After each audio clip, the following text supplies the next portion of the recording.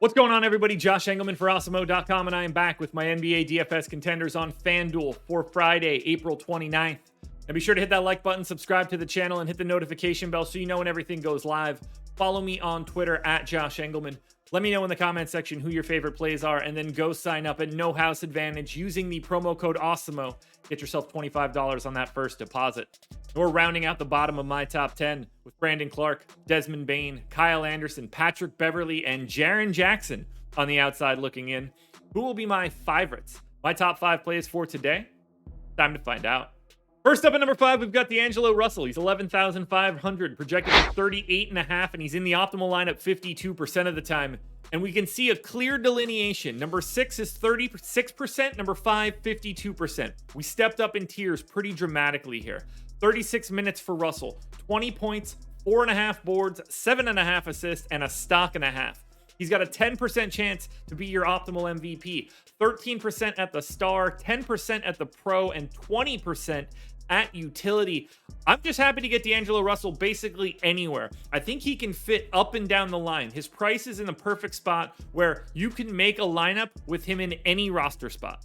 Staying with Minnesota and taking up another step in tier, it's Anthony Edwards at number 4, 12,500, projected for 42. He's in the optimal lineup 62% of the time. I gave Edwards 38 minutes, 24.7 boards and 4 assists, plus 2.3 stocks. He's the optimal MVP 16% of the time. Optimal at star 11%, pro 14, and utility 21. He's just altogether a slightly better play than D'Angelo Russell. I think the upside is a little bit higher. But again, this is a guy that you can put in any of the 4 spots, MVP, star, pro, or utility, and you can feel pretty confident. That's good and bad, but in theory, it makes your roster construction a lot easier.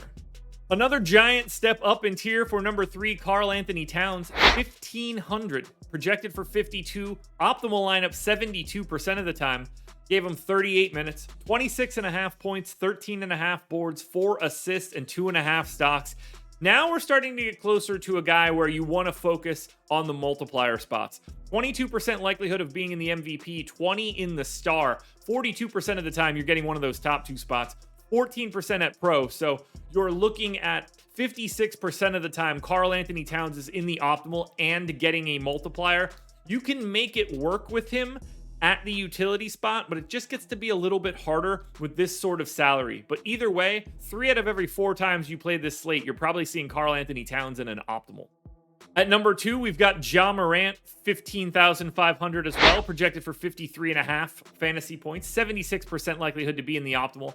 I gave Ja 40 minutes. We saw big minutes here in the last one, and I think that happens again to close them out. 28, 9, and 8. What a stat line, too, for Ja here. A stock and a half.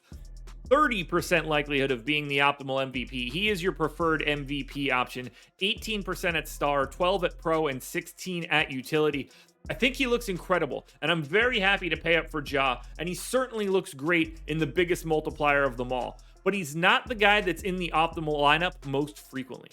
Now, before we get to that number 1 contender, one last reminder, please hit the like button, subscribe to the channel, hit the notification bell so you know when everything goes live. Follow me on Twitter at Josh Engleman. Let me know in the comments who your favorite plays are, and then go sign up at No House Advantage using the promo code Awesemo. Your number 1 contender for today is Dillon Brooks. For some reason, he's 9K, projected for 35 fantasy points. He's in the optimal lineup 79% of the time. I gave Brooks 36 minutes. I don't care if he's not shooting well. He's going to be out there and he's going to keep shooting. 22 points, 4.5 boards, 3 assists, and a stock and a half.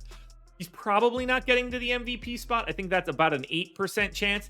But 18% at star, 19% at pro, and 35% at utility. Dillon Brooks at 9K is a crazy value given the amount of playing time he's going to get today. So if you're going to anybody on FanDuel, he might not have the same ceiling as everybody else, but from a cost efficiency standpoint, you won't make better lineups without Dillon Brooks. Number 1 contender. Alrighty, folks, that will do it. Those are my NBA DFS contenders on FanDuel for Friday, April 29th. DraftKings version of this video is around here somewhere. Check it out. Good luck tonight, everybody. Win some money. We are back again tomorrow morning with another edition of the Contenders.